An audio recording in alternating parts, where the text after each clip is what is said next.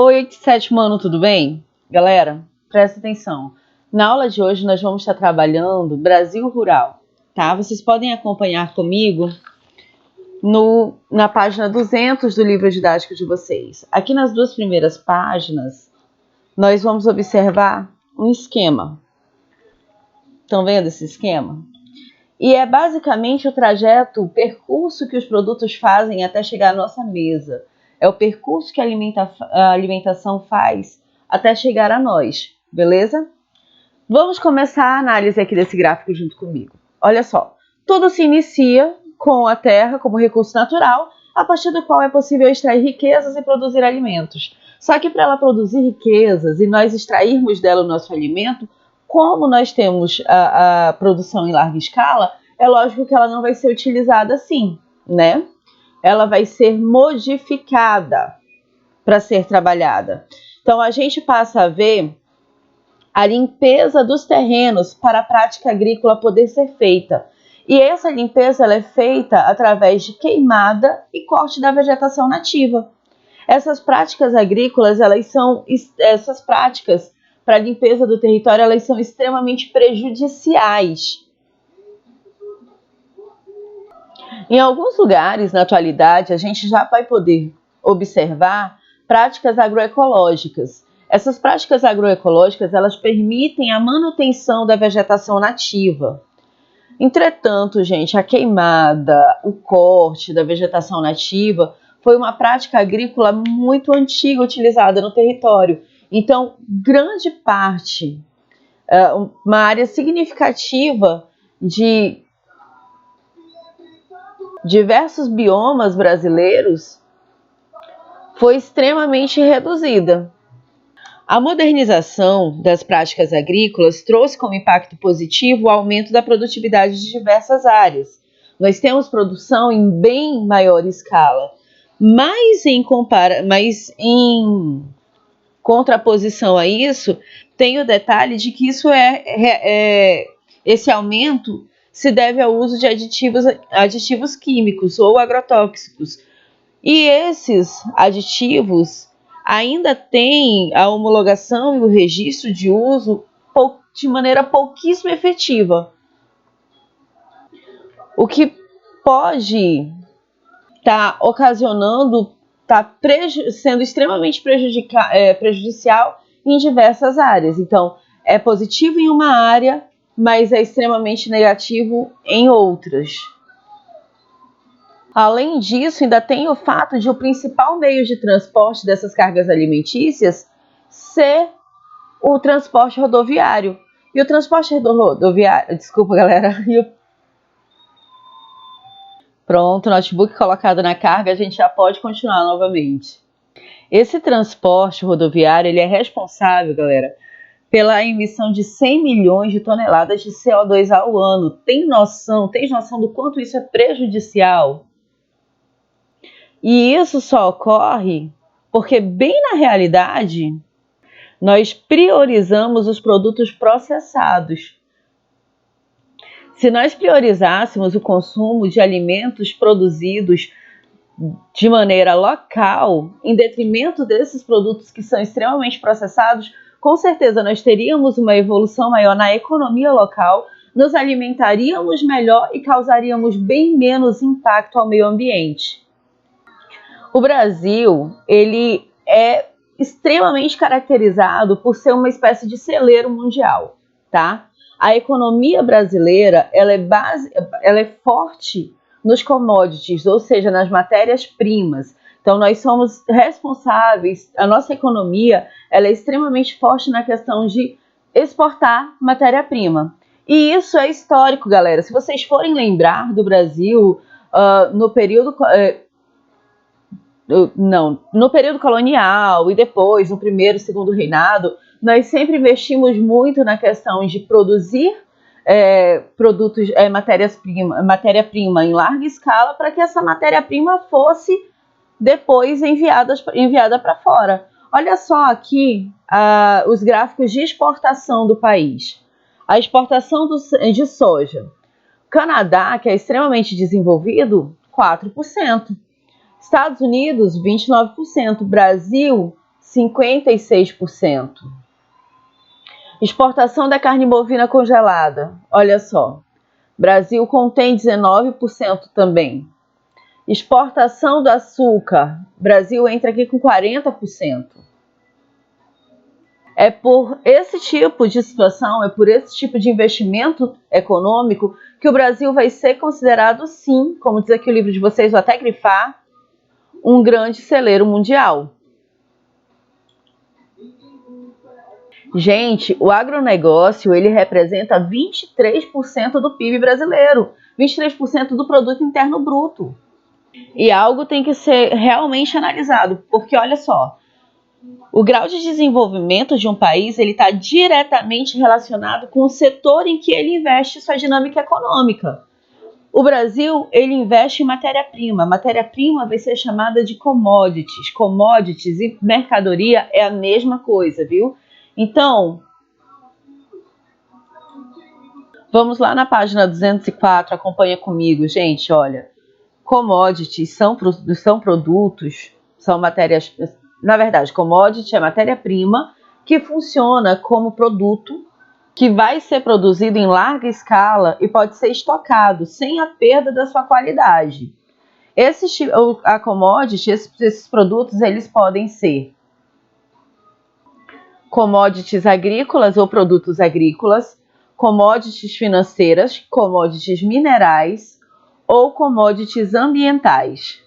Agora, o investimento em commodity, ele é extremamente delicado, porque é como bolsa de valores, gente. Quando a procura de uma commodity diminui ou a sua produção cai, o seu valor se torna menos rentável. Quando a procura de uma commodity aumenta e a sua disponibilidade diminui, o seu preço apresenta uma alta, tornando ela bem mais rentável. O Brasil, ele investe muito em commodity. E essa é uma área da economia um tanto quanto frágil. Observa nesse gráfico comigo as fragilidades do setor primário. É facilmente atingido por crises financeiras. Muitos produtos são perceptíveis e são perecíveis e necessitam de comercialização rápida. A rentabilidade pode variar por motivos externos e a produção tem baixo valor agregado. Gente, nós já vivemos todos esses quesitos de fragilidades dentro da economia brasileira, analisando a sua larga produção, o seu largo investimento em commodities. Vocês vão ver isso principalmente no 9º ano. Se a economia ela quebra em um outro setor, por nós estarmos altamente ligados a ele, para precisar vender a nossa matéria-prima, nós vamos sofrer drasticamente também. Acompanha comigo na página 203 do teu livro didático. Olha só, o setor primário na economia brasileira. Como vimos anteriormente, o setor primário tem grande importância econômica no Brasil, que é o 6º país que mais exporta produtos agrícolas, atrás apenas de China, Índia, Indonésia, Paquistão e Nigéria. Segundo dados apresentados pela Embrapa, em 2019, 7,8% do território nacional brasileiro são ocupados por lavouras. A partir da proporção entre a área utilizada no setor primário da economia brasileira e a população do país, considera-se que o Brasil tem médio aproveitamento do território para a agricultura, havendo grande disponibilidade para a ampliação das áreas agrícolas.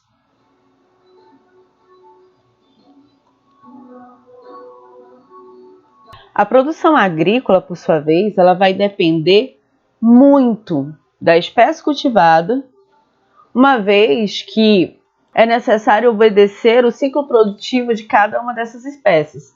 Olha só, aqui nós temos um gráfico dos meses entre o plantio e a colheita. Café, ele precisa de 60 meses para sua colheita, a laranja 36 meses, cana-de-açúcar 12 meses e a soja 4 meses e meio. O tempo de produção da agricultura é extremamente variado. Muitas vezes a mesma espécie, em diferentes condições climáticas, de solo e com o uso de determinados insumos, apresenta diferentes tempos de colheita. As culturas, galera, elas vão poder ser divididas entre culturas perenes, culturas semi-perenes e culturas anuais. As culturas perenes vão ser aquelas que vivem mais de 3 anos, florescendo ou não todos os anos, das quais pode-se extrair uma ou mais colheitas anuais. Já a cultura... Olha só, galera, como culturas perenes, nós podemos ver as que vivem por muito tempo, por bem mais de 3 anos. Como cultura semi-perene, nós temos as que vivem um pouco menos. Entre as principais culturas perenes, nós podemos ver café, manga, laranja, castanhas, caju, cacau, abacate. Já nas culturas semi-perenes, nós vamos ter cana-de-açúcar, abacaxi, mamão, banana. Gente, a América do Sul, ela tem uma relação com a agricultura muito antiga. Muito antes dos europeus chegarem no nosso território, nós já cultivávamos. Nós não, desculpa aí que a gente nem é índio, né, nem vampiro, né, gente? Os nativos já cultivavam, já trabalhavam, já praticavam a agricultura. Entre os principais cultivos realizados pelas nações indígenas estão o plantio da mandioca, do amendoim, do tabaco, da batata doce, do milho. Além desses cultivos, os indígenas colhem frutos e sementes das florestas e praticam o extrativismo da madeira e da palha utilizadas em suas construções. Só que essa agricultura indígena ela não pode ser considerada uma agricultura extensiva, porque ela era basicamente para manutenção de subsistência, para manutenção das pessoas da sua aldeia. Calendário agrícola. As comunidades indígenas em seus sistemas de plantio têm uma estrutura temporal. E essa estrutura temporal dos indígenas do território americano, ela se aproxima muito à estrutura temporal, ao calendário temporal utilizados por povos também na Mesopotâmia, na Mesoamérica, tá? Através da aparição de certas constelações nos céus, os indígenas sabem o momento de plantar determinados vegetais, assim como o período de preparar o solo e de limpeza das áreas agricultáveis.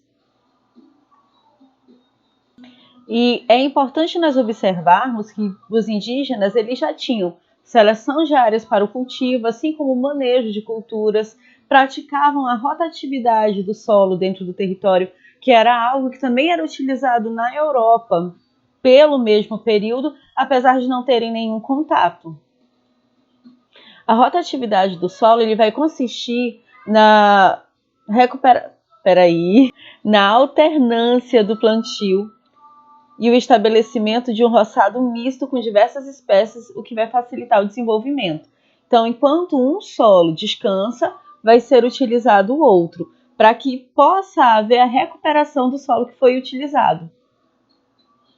Aqui no livro, ao lado, traz a coivara, que é uma prática indígena realizada através da realização de queimadas para o preparo da terra para o plantio.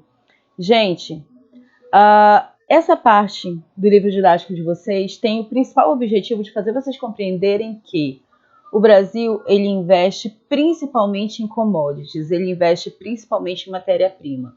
As nações mais desenvolvidas elas vão investir mais no setor secundário e no setor terciário. Nós, por investirmos principalmente no setor primário, temos a nossa economia extremamente atrelada a qualquer mudança econômica que possa estar ocorrendo no cenário global. Porque se de repente há um problema econômico em uma das nações para onde nós enviamos os nossos produtos, uma vez que nós somos celeiro mundial, essa mudança econômica ela vai refletir diretamente na nossa economia também, na venda dos nossos produtos, tá certo?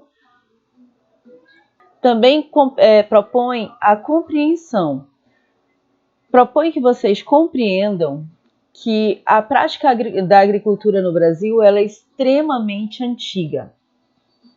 Os povos indígenas já utilizavam também manejo de culturas, seleção de área para cultivo, calendário para saber quando era o melhor momento para estar plantando uma determinada cultura. Então, a relação da agricultura e o Brasil está intrinsecamente relacionada, beleza? Meus amores, eu espero que vocês tenham compreendido até aqui. Qualquer dúvida, me procurem, mandem um zap, façam uma ligação, mas não guardem as dúvidas para vocês. Eu vou estar aguardando vocês. Não se esqueçam que tem atividade do livro de vocês. Deixa eu pegar aqui.